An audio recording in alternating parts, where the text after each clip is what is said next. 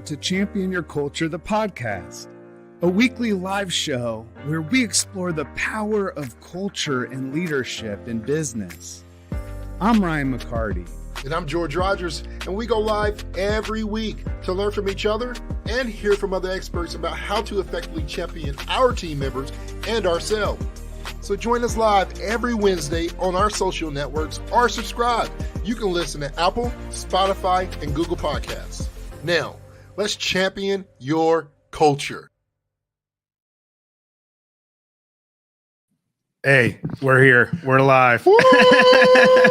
It took us a second to get live, though. Hey, everybody. It's good to see everybody here on Champion Your Culture, the podcast. Again, another week with the amazing pontificator of everything wise, the George Rogers. I don't know what any of that means, ladies and gentlemen, but it sounds good. I think our good friend Edgar yesterday, I think you had an introduction. We were chatting on the phone, or you were chatting. He was checking in. Yeah. And I think you told a bunch of truth, but man, there was one truth that Edgar didn't like. He didn't like the beautiful thing. I was like, what you talking about, yo? I'm beautiful and crazy. He was like, yeah, everything else fascinating.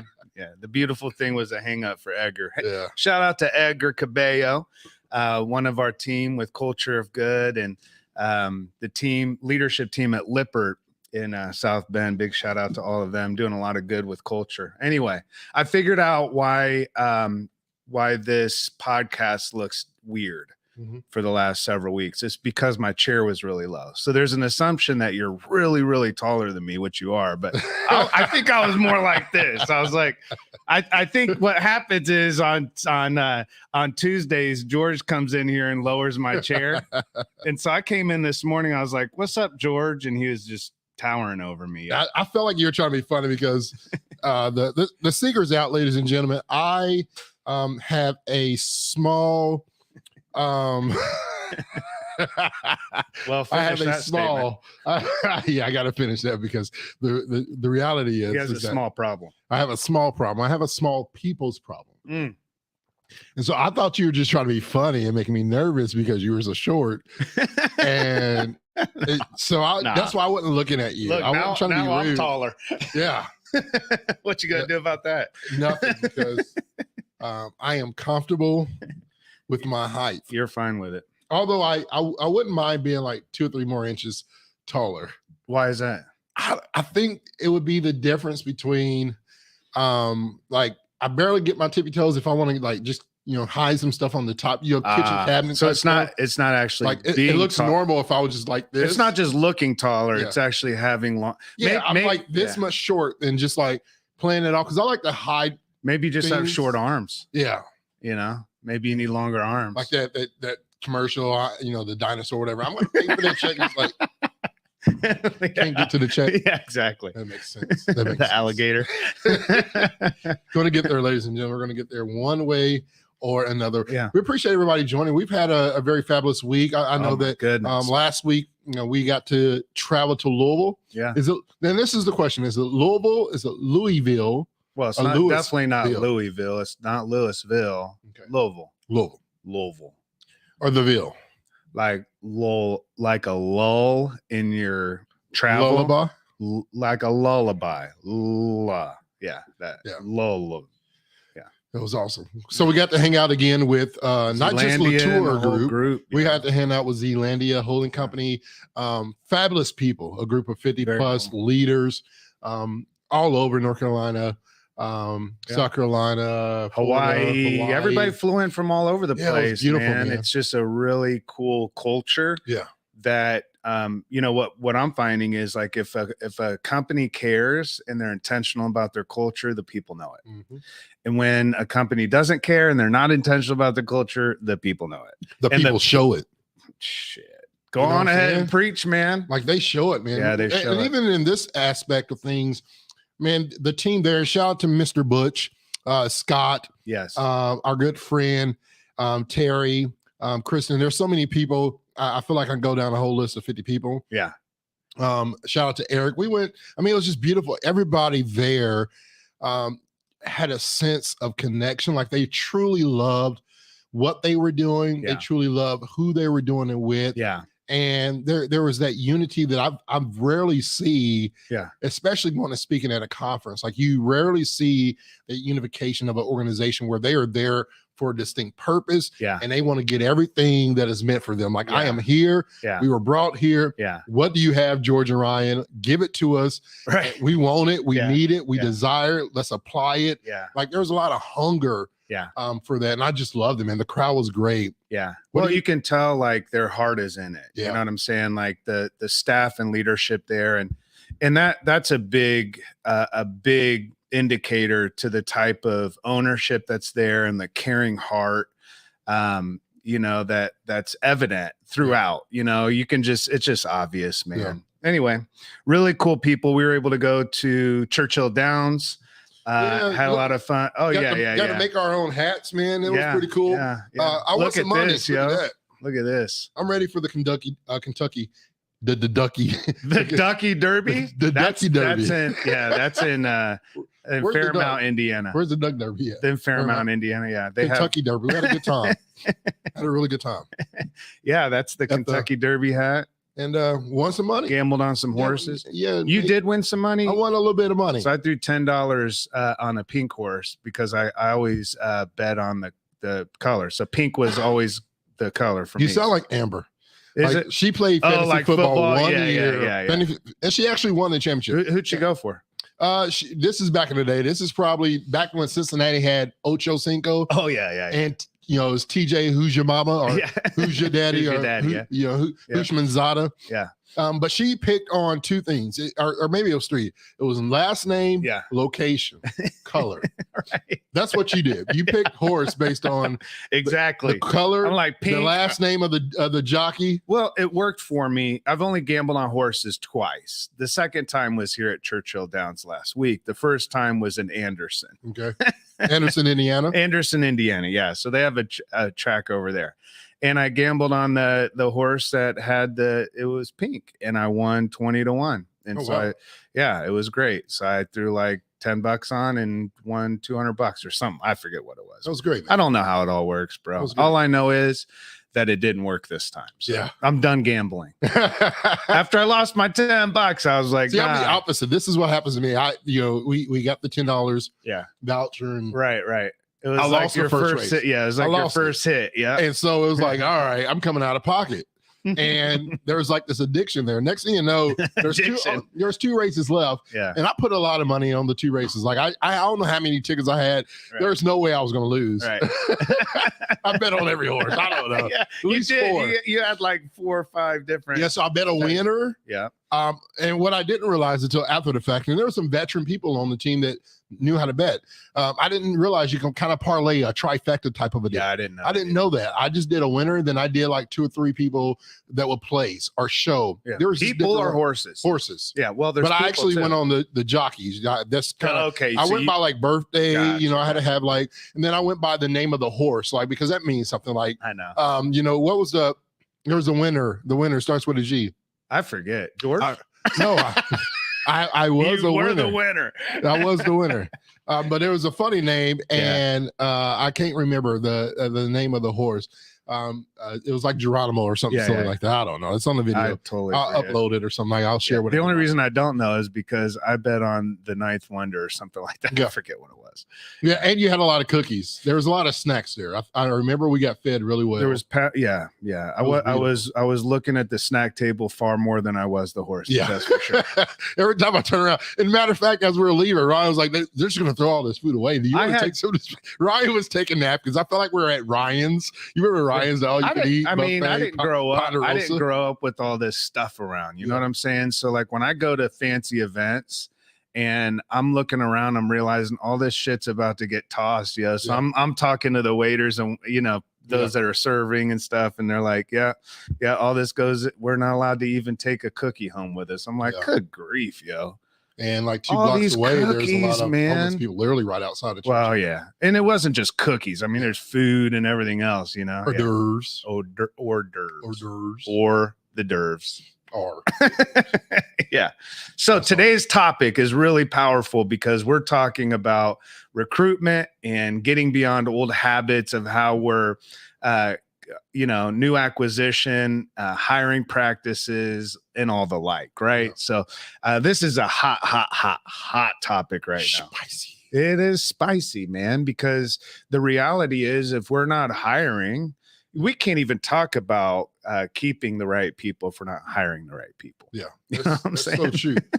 That is so true. The process of hiring people, and a lot of times this is what happens, and I can relate, because early on in our retail days, when we're starting our retail stores, there was some crunch times where we just needed bodies. Yeah. And a lot of organizations do that. We see this a lot when there's, in the warehouse type fields where there's a lot of, bodies that's just needed, and you got a lot of temp workers and things of that nature. You're just trying to fill a plug. You're just trying to plug a hole, get a body in there. Yeah. And the problem with a lot of that is that you get anybody instead of the right body, right? Then somebody. Well, I used to have a manager that used to say about that. They used to say, I'd rather have a hole, like you're talking plugging a hole. I'd rather have a hole than an asshole. It's like, make sure you plug the hole with the right people. Yeah. But like, how do you find the right people? One thing that comes to mind when we were talking about this topic is I was about to get on stage at an event. And right as I'm about to get on stage, the person at my table leans over and like, how do you find the right people though? And I'm like, goodness, man.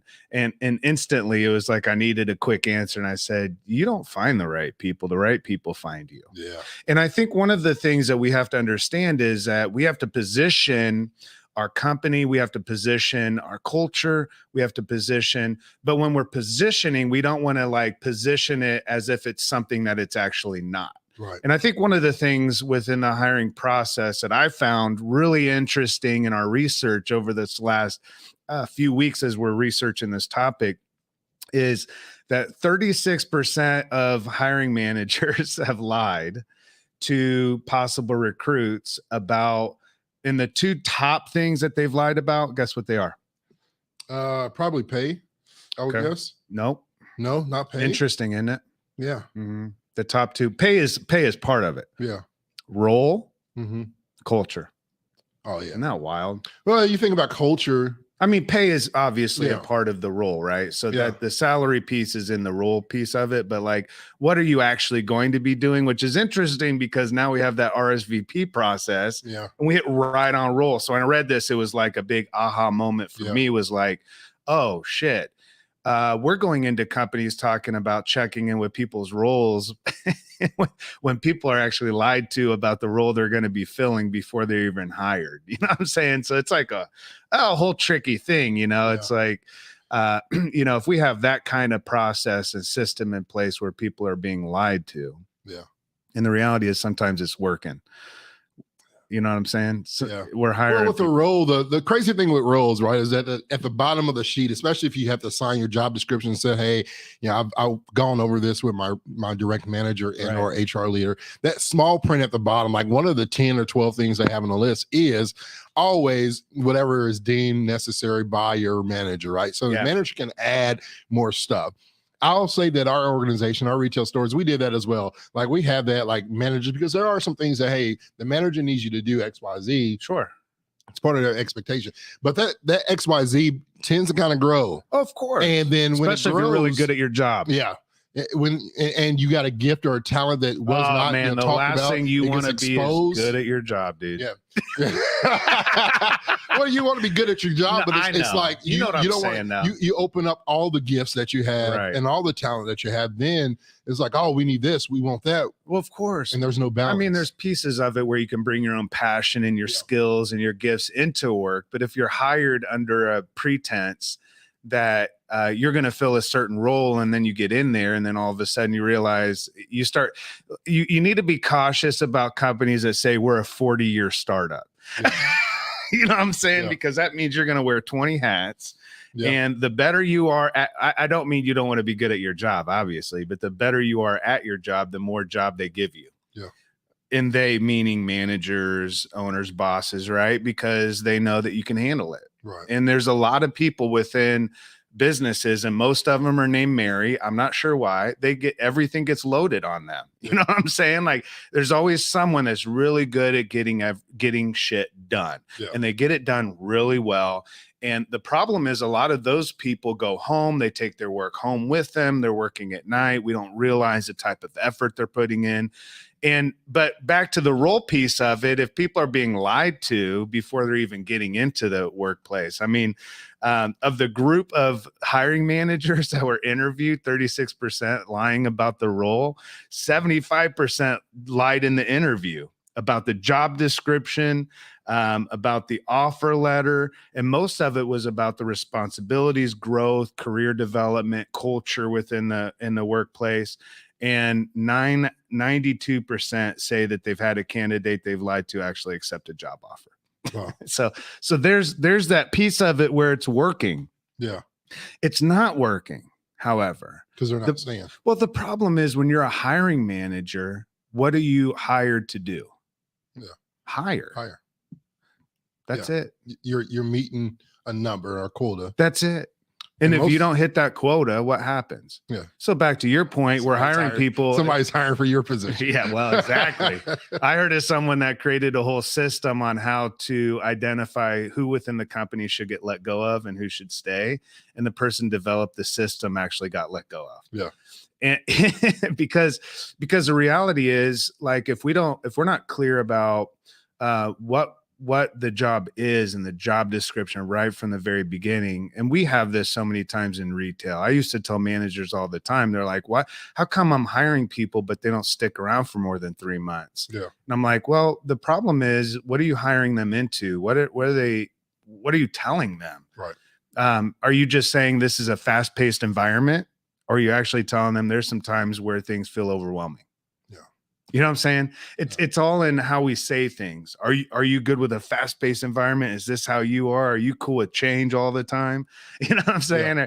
You know, I liken it like driving down the highway and you have like this billboard I've shared before of a casino, and on the casino billboard it shows a young couple and couples having fun and coins are flying everywhere, and there's a free Mustang on the billboard, and you walk into you're like, you're drawn in. You're like, I want to go to this casino. You walk in the casino, it looks like Tales from the Crypt. Nobody can breathe unless they have like oxygen and smoking a cig. You know what I'm saying? It's like, it's what we're saying we are and what we actually are two different things, or what we say the role is and what the role actually is.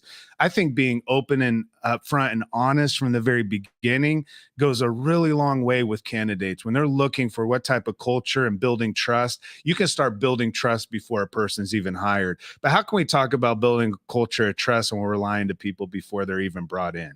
At the beginning. Oh, before. And it's the problem with that is that, like, it's you're going to reap what you sow. It's the old adage. You're always going to reap what you sow. Can't play corn and expect soybeans, yo. Yeah. I'd rather have, soybeans and hope for corn. I don't know about soybeans. Like, what do you use soybeans for? That just threw me off. Like, because Indiana has a bunch of soybeans, like corn and corn. Yeah, I love the corn. All I'm saying is, if you plant corn, and you go out and there's no soybeans, don't be surprised. Right. When you're building into the hiring process a level of distrust, and let me tell you, there is already a level of distrust. Candidates are lying to get hired. We know that. I mean, like 92% of candidates lie at some level during the interview. Why? Because your job at that point is to what? Get hired. Yeah. You're selling yourself. Right. And the job on the other side is you're selling the company. It's almost like Indeed and all of these are like dating apps. Yeah. You know what I mean? We're trying to present a picture of who we are as a company, what we care about.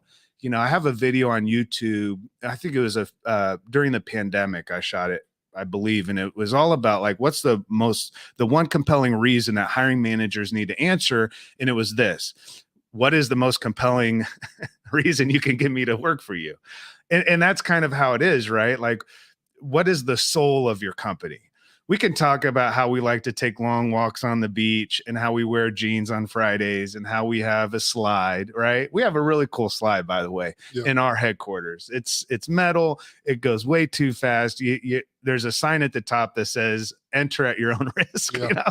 I've messed up my knees before landing off of that thing. It's a lot of fun, and there's a lot of fun things. But as we're painting this picture of who we are and what we're about, what's the compelling reason? right? Yeah. What's the thing that stands out to you as a hiring manager? The reason that people love working for your company Yeah. already. It's the truth stuff, right? And don't say just we're a family. Yeah.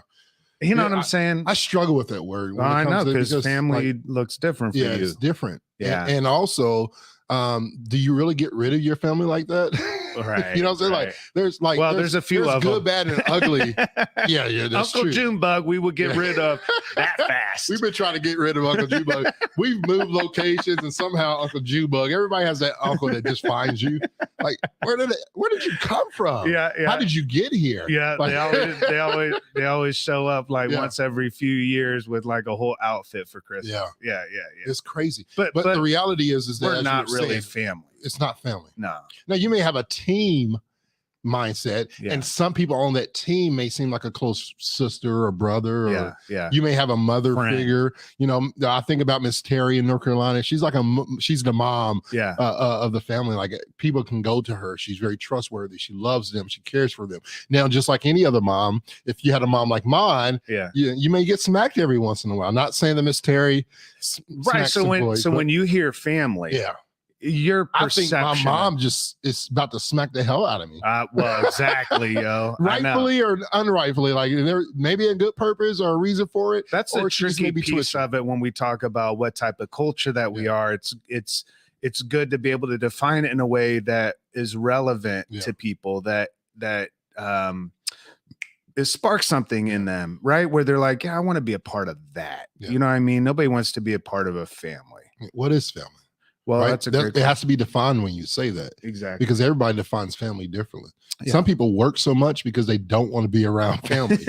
Right. And so they're like, if you're talking about, hey, we're family and Junior over here is always late, it's probably a reason why Junior don't want to come to the office. It's because all his life he's been running away from family. Right. So when you say, hey, Junior, we're family here, Junior's like, I got to go somewhere else. I'm done. I got to check out. So when you talk about family, you got to really define what that means to people. In some recent study, and this is a Lighthouse research, I want to share some of this, and because it's also something. Should we do what does the data say from Lighthouse? Oh, let's do it. All right. What does the data say? What does the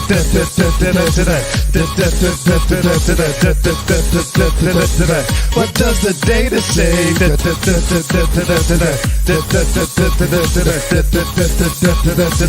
What does the data say? Data.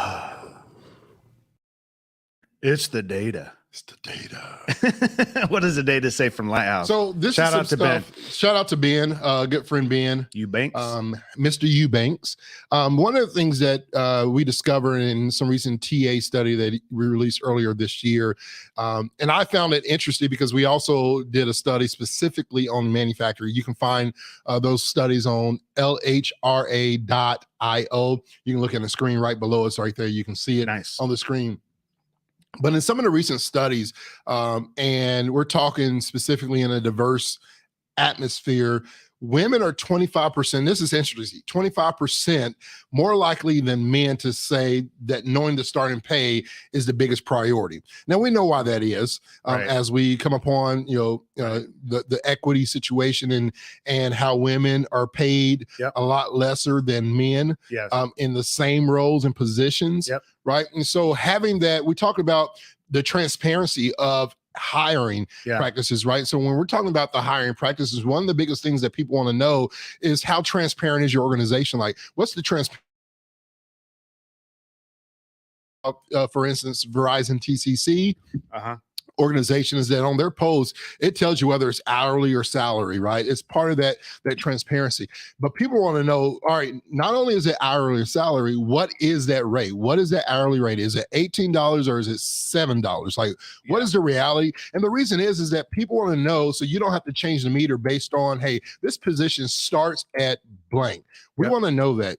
the other way, there's no denying because you think you can get one over me on me because I'm a woman, Right. or because I'm a man that's new to this industry, but I have a lot of talent, because a lot of people are getting hired. And as you say, George Ryan gets hired, but George Ryan not only gets hired, but now they realize, oh, George Ryan has XYZ talents. Let's give them more responsibility, Yep. but they don't want to have more pay. Well, and back to your point about pay from the very beginning, not just the diversity in terms of women and men, but Black employees and Yep. white employees.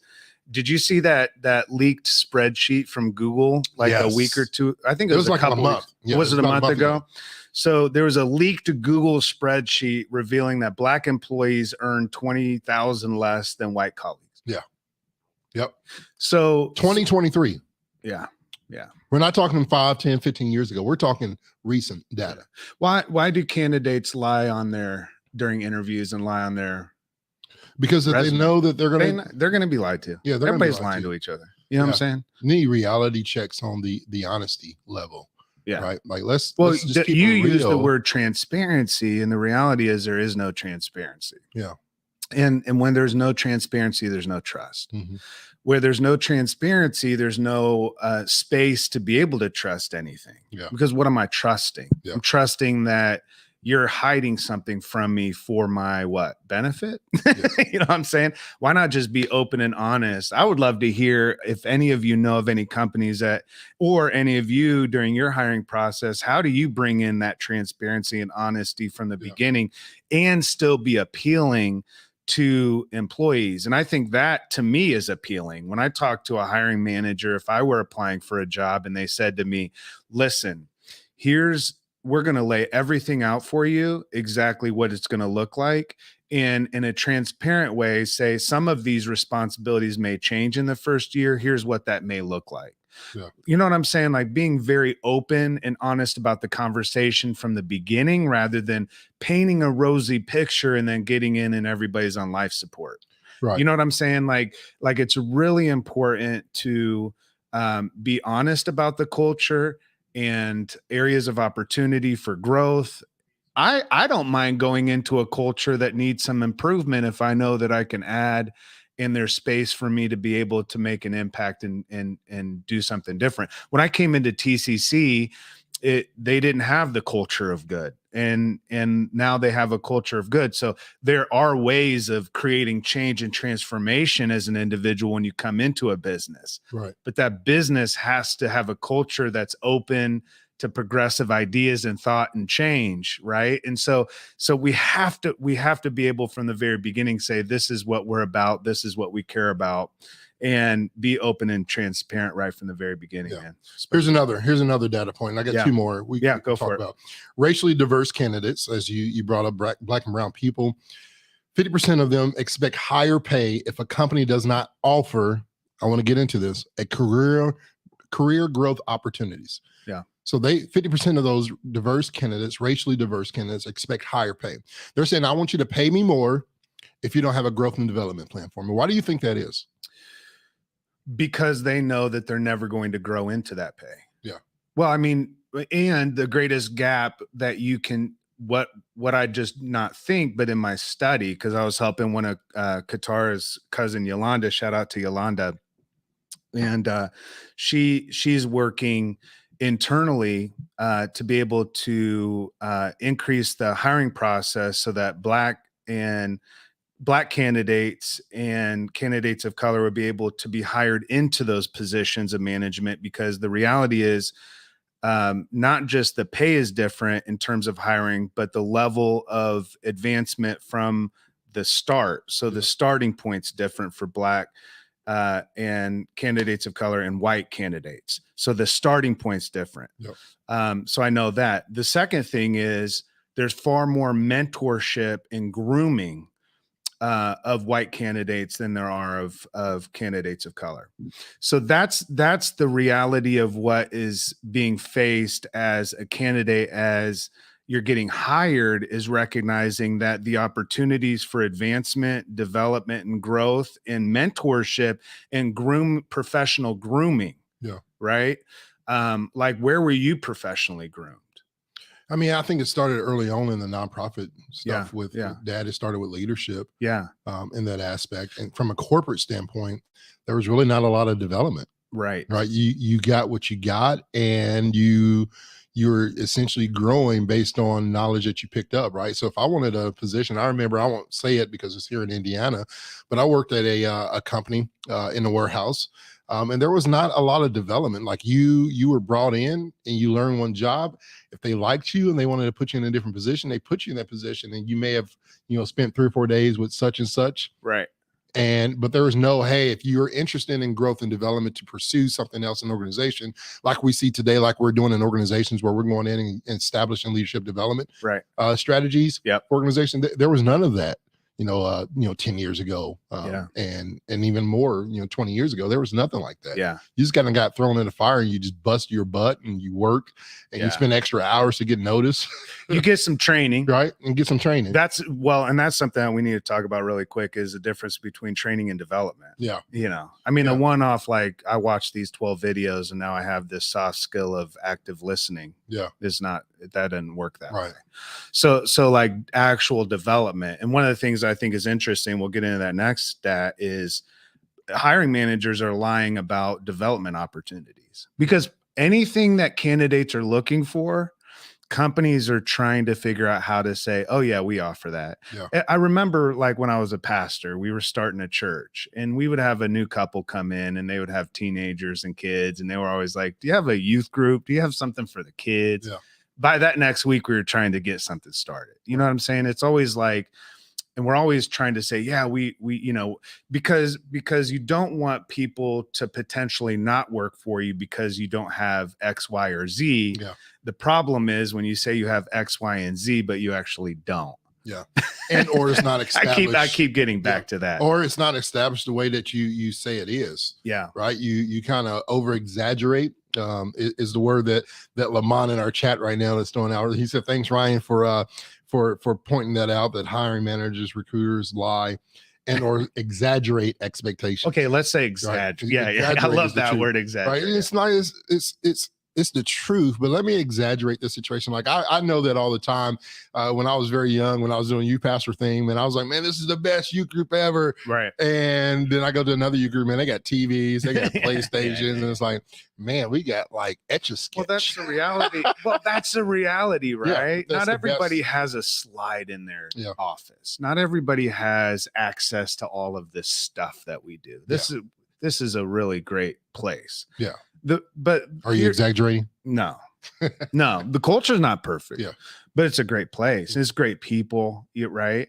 And to your point, at the end of the day, like we have to recognize, like, there are differences in different places. You can't compete against Google in that sense of, like, remember the Google movie? Yeah. It was like, they had the slides and the sleep pods and blah, blah, blah. But now we're finding out the hiring practices are shit. Yeah. Right? Because of a leaked spreadsheet. Yeah. So you can put all the slides and all the craft beer on Fridays and all the like little perks, but culture is not a set of perks. Yeah. And culture is not the sum of how many perks and benefits that you offer.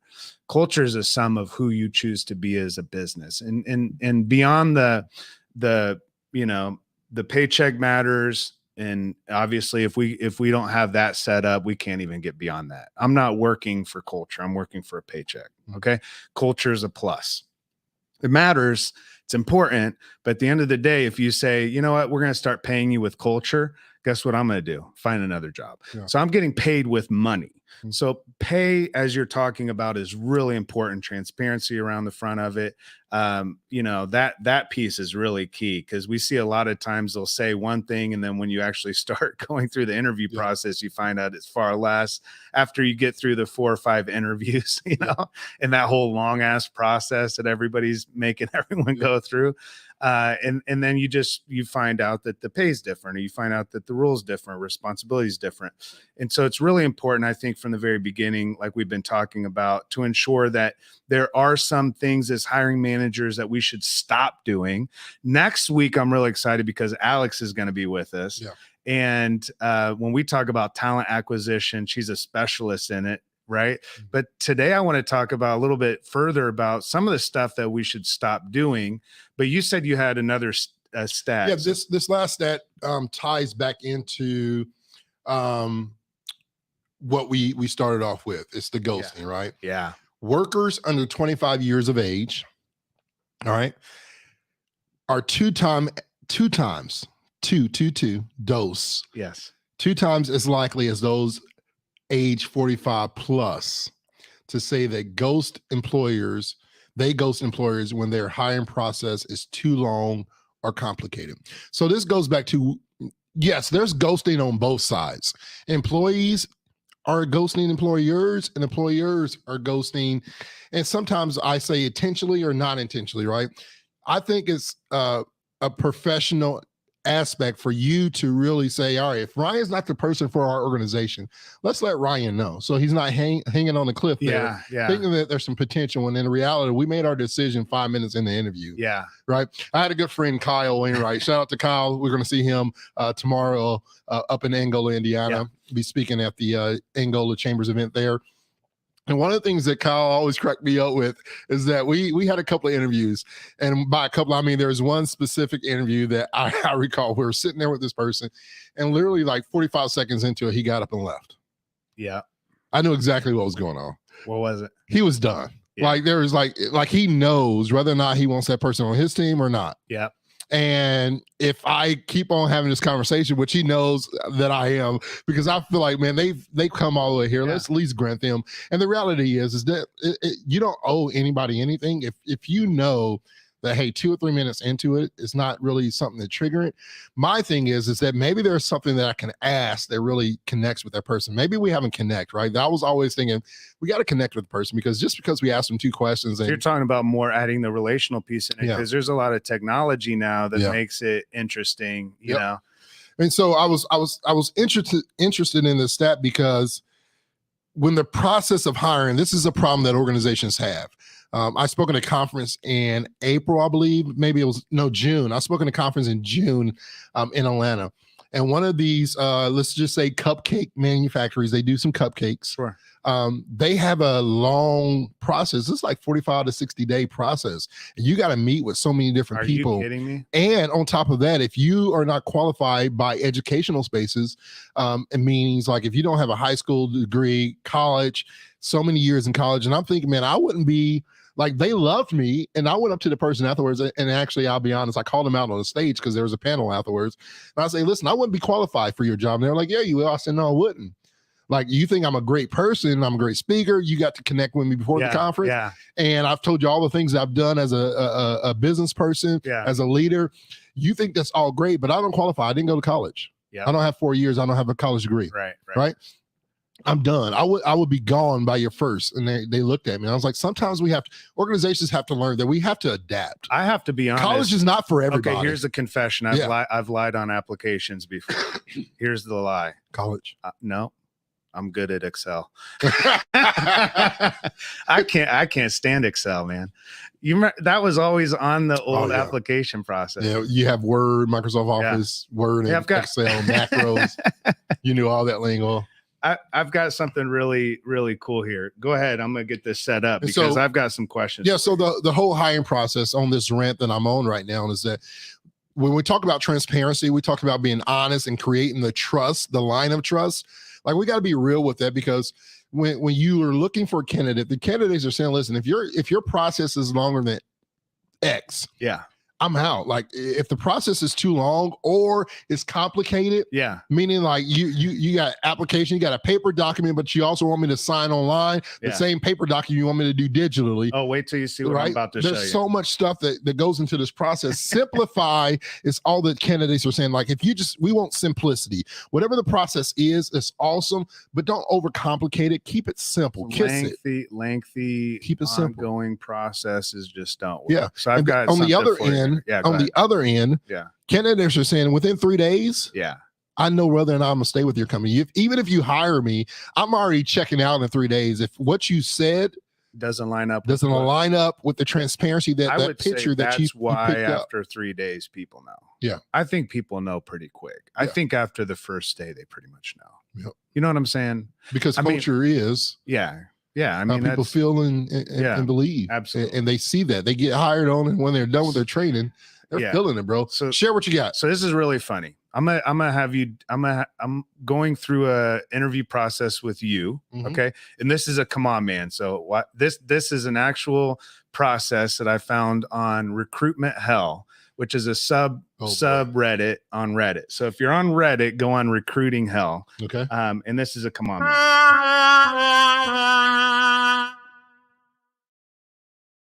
All right. So here's the come on, man. George, you're gonna have to answer these questions if you're gonna get hired. Okay. This is the first one. Me, not me. This is real. So they're asking me if I wear costumes. Not me. Okay. This is a real process, dude. It's ridiculous. Don't understand paintings. What the? This is real? Me or not me? Not me. All right. Things happen to me. That's the reality. Things happen. That's me. Me. My turn. You know what's crazy? Like in some cases, other yes, than the this is fact me. that everybody on here is white. Yeah, that it's not me. No. Okay. It's never my turn. That's Right. what you're What telling about me. this one? I don't like things playing. It's not good enough. No, you need to have like you. I was thinking, what? Where's the cheese? No, hold on a Where's the second. We bacon? went to Bluebeard in downtown Indianapolis. Had one of the Square. best burgers ever. top 10 burger. It's a smash burger. It's actually 2 smash burgers, Yeah. and I mean The fries were good too. Like delicious. the whole plate was and perfect. what's interesting, the bartender was like, "Are you the type of person to cut the? Are you a knife He person?" stereotyped us. Is what you're saying. like Yeah. this. So Yep. are you a burger that's cut? I'm like, what is this? It's confusing. Anyway, all right. So that's so yes or no? Not me. No, I need more. Me, not me. Oh man, I would probably say me because I do wonder as I'm looking out the glass. I'm like, why?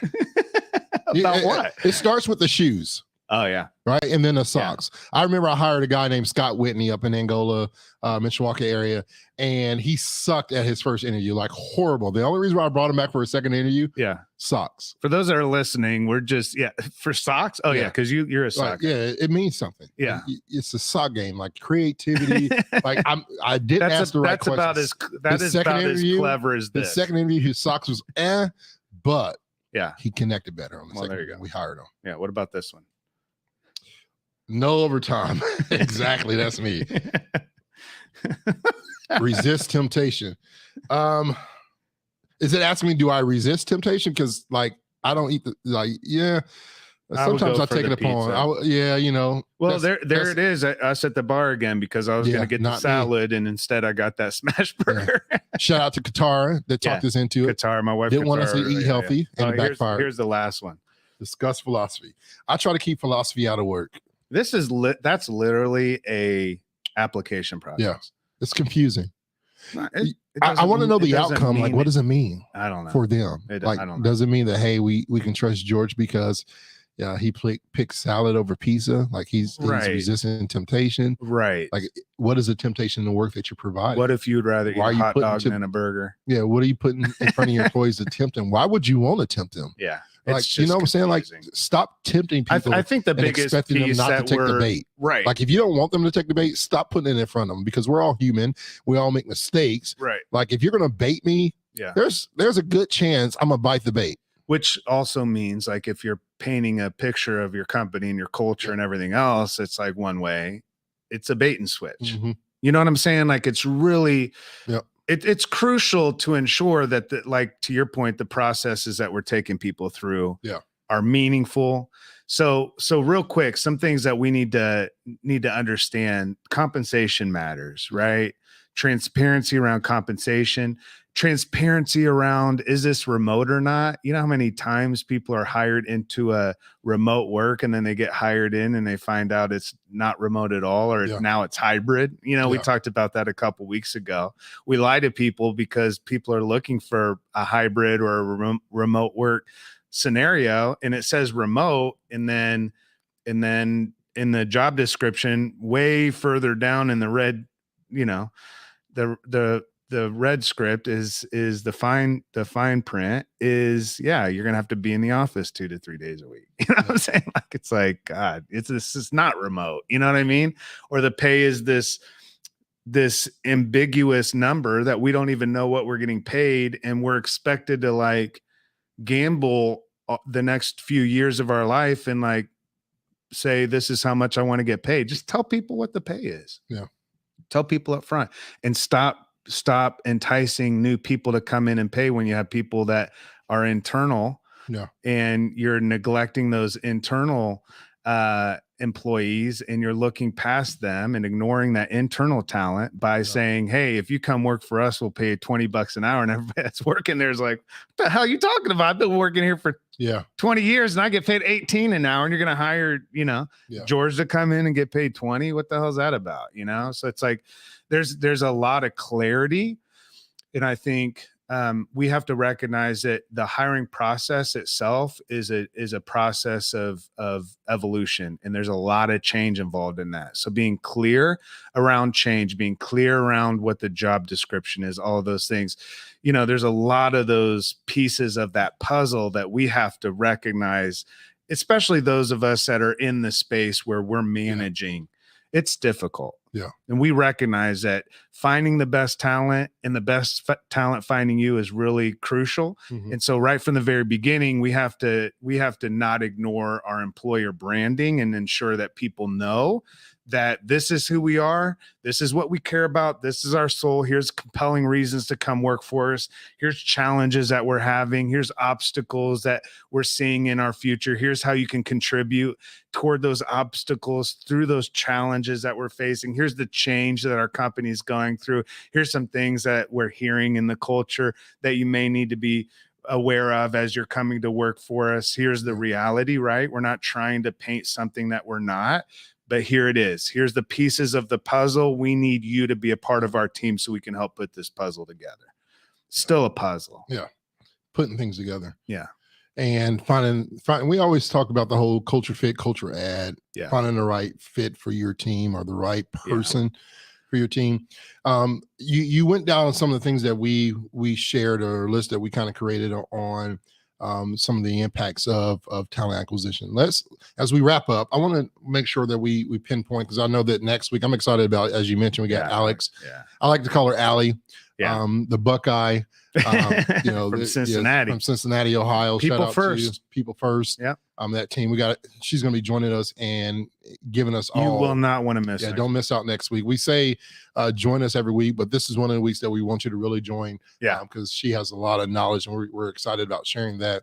But what are some of the things, Ryan, as we can discuss, and maybe there's some things that we didn't hit on, that companies and organizations, and I think about culture good and an impact that it happened, that it made within Round Room, within Verizon TCC.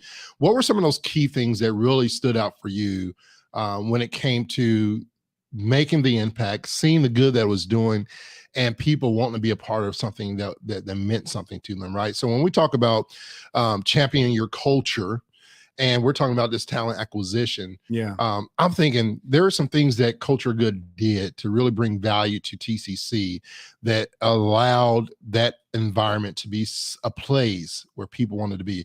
We got organizations that'll pay the right fee to become the best places to work, right? Sure. It's just a good award that you can buy into. Yeah. You can get surveys, satisfaction surveys around Christmas time or bonus time, and throw them out there, and your surveys are great. But I want to, when the organizations aren't doing good, the seasons aren't trending, and it's horrible, we're cutting back, the goals aren't being met, and we're trying to hire people. When you have a culture of good, it brings value. What are some of those values, impacts, like those moments? I call them monumental moments, because recruiting becomes easier. Not that it's easy, it becomes easier because of culture. Let me break it down this way. Yeah. You're standing on the side of a river and you're fishing. Yeah. Right. And I come up and I walk up to you, and you complain that you've not caught any fish all day long. And I say, well, what are you fishing with? And you have your fishing pole, and you have your hook, and you have your bobber, and you have all the things, but you have a donut on the end of your hook. Yeah. And I'm like, well, there's your issue. And you're like, what? And I'm like, you're fishing with donuts. And you're like, well, I love donuts. Oh, nice. You love donuts, but fish don't. Yeah. And so let me kind of think of it that way. All right.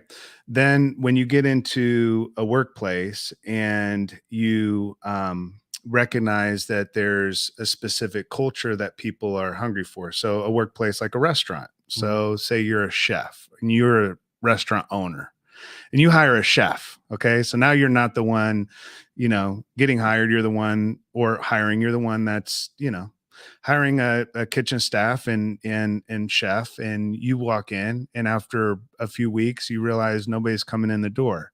You're running a restaurant. Yeah. There's no restaurant if people aren't coming in to eat. So what's the first thing that you have to change? The menu. Yeah. Right? You have to change the environment, menu. If people aren't hungry for what you're cooking, then you're not going to draw those people, right? And so the question is going to always come into within the culture of good is not just what are the stories that we're telling, because storytelling is really important, but how are we telling the stories of the soul of our company and the heartbeat of who we are and why we care? And because during the downturns of business and during the more difficult seasons where things aren't trending up and we're not hitting our numbers like we should, or maybe the business isn't advancing or progressing like we thought it was going to. Yeah. During those moments, what people do connect to and what they continue to stay loyal to and what they can own, because we want people to have an owner's mentality. And we talked about that. They don't own the business, they own the culture. Yeah. So when we're building a culture that is owned by the employees and not by just top leadership and executives, it's not pushed down, then people have a connection to something that's beyond their paycheck. They still have the paycheck, right? We can't get rid of the paychecks and say, keep coming for the culture. So the paycheck matters, the transparency, the clarity, the trust, all of those things are fruits of having a healthy business. A healthy business is the fruit of having a healthy culture. A healthy culture is the fruit of having healthy leadership. Yeah. So overall, during the most difficult times, what's going to sustain you isn't just having a good, healthy culture. That's part of it. Yeah. What's going to sustain you is having that healthy leadership, right? Because the culture is going to take some hits, right? Mm-hmm. I remember times within the culture of good that we had some downturns and we had to let some people go. We had to have, and people are like, I thought part of the culture good was everybody mattered. You know what I'm saying? Yeah. Everybody does matter. But the reality is, as a business, you have to keep running the business. Yeah. And so at the end of the day, we have to position our culture, position what we do in a way that's presented well, but it's presented well in a healthy way that when I get into that culture and I'm a part of it. And honestly, when it comes to recruiting and hiring, there's nothing better than getting referrals, man. Yeah. Right. Your internal customers are your best salespeople. Best marketing that you can have for your. Without a doubt, man. If I leave my work and I love it, even during difficult times, and people care about me, you know what I'm saying? Hey, I can get into battle with you because I know we're going to fight together, not fight each other. Yeah, that's true. You know what I'm saying? And that's what we've built. And so that relational leadership that's not transactional, it's transformational.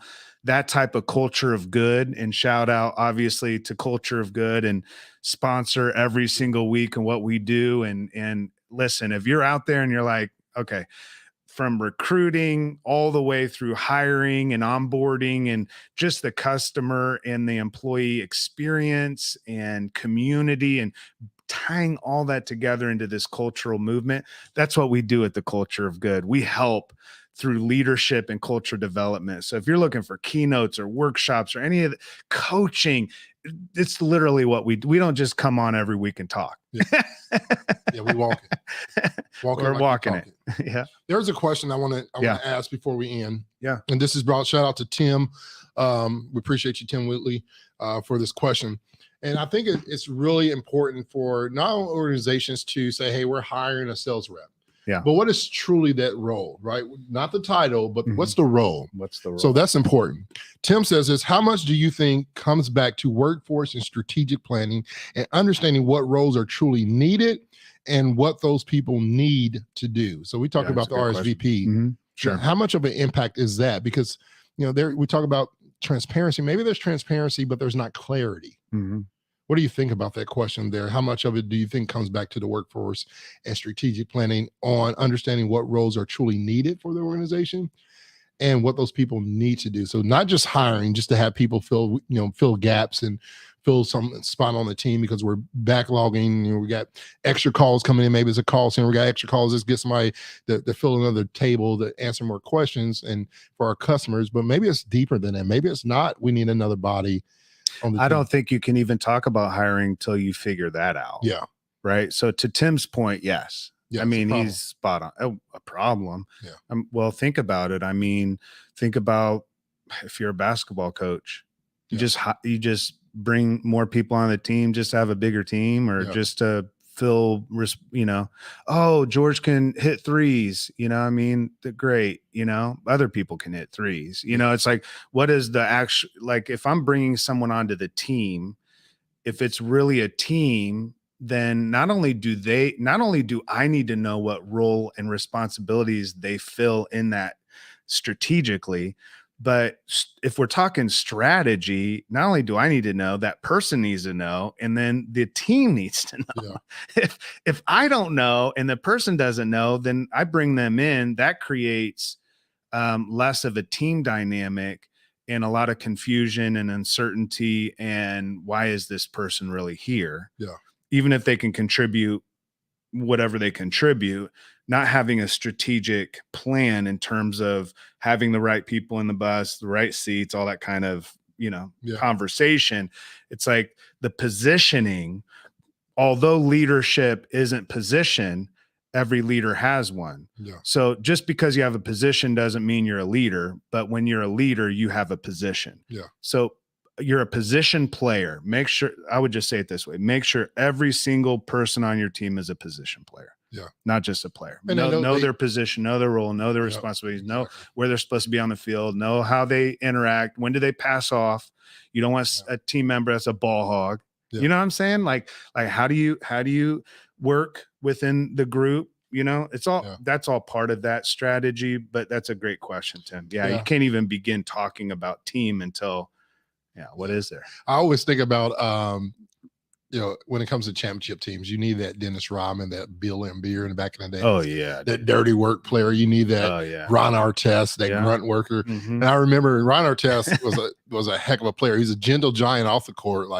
You see him walking when he was with Indiana Pacers. You'll see him at the mall, video games, whatever. He'll buy the whole, the whole game room up. What did he change his name to? He was the world. World Meta Peace. World Meta Peace. Yeah, something like that. Yeah. But I remember the highlight of his career. He's probably had many of them, maybe the Malice in the Palace. But one of the things that really stuck out with me, you talked about ball hog, and a lot of people, say Kobe Bryant, rest in peace, Kobe Bryant, that he was a ball hog. And I remember the championship game celebration. They ended up winning the championship. Ron Artest is part of that team. And all you can see in Ron Artest when the post game was, he passed me the ball. He passed Kobe Bryant. Pass me the ball. Right. And I took the shot.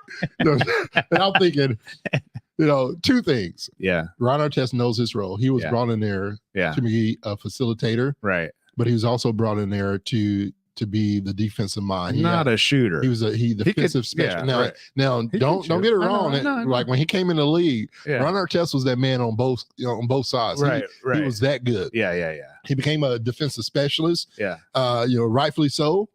He was known as the dirt guy. Yeah. Right. You're not going to pick on my guys. Right.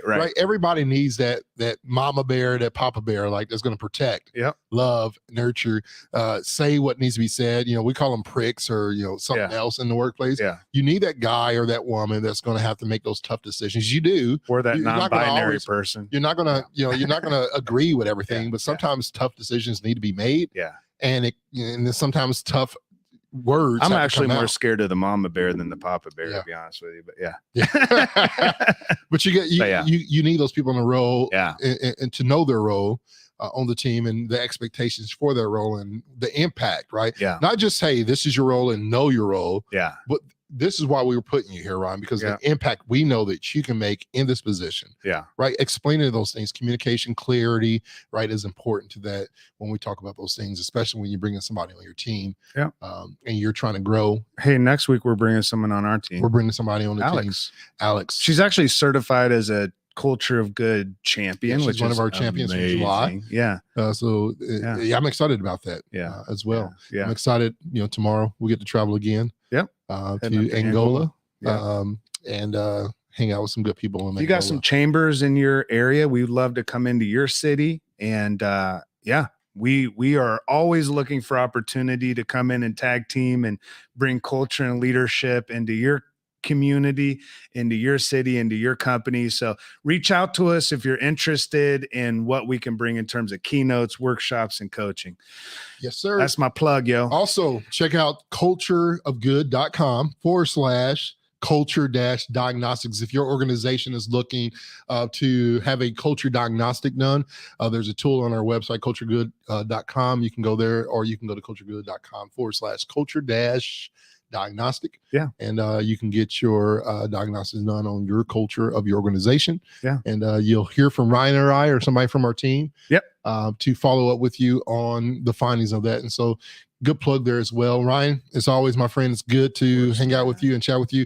For everybody that's watching live, we appreciate you. For those who are watching or listening to us on your choice platform for this podcast, we thank you so much. If you allow us to grace your presence again, we are so grateful for that opportunity. If you're a member, if you're part of the network, you're part of this Culture of Good network, you're part of this team here, please subscribe, rate us. Thanks for not saying family. And share. Yeah, I was not going to say family. No, I got too many people in the family. Thanksgiving's coming up and Christmas. I'm not trying to add new family members right now, but we do love you. We appreciate everybody for joining us here on Champion Your Culture. See you next week. Hi, friends. Thanks for joining us on Champion Your Culture podcast today. We're so excited that you're here and want to invite you to connect with us. You can watch the show weekly on Facebook, Twitter, Instagram, YouTube, or LinkedIn, and listen anywhere you get podcasts. Subscribe today to get new relevant content each week on how to champion yourself and your team. Thanks again for listening to Champion Your Culture.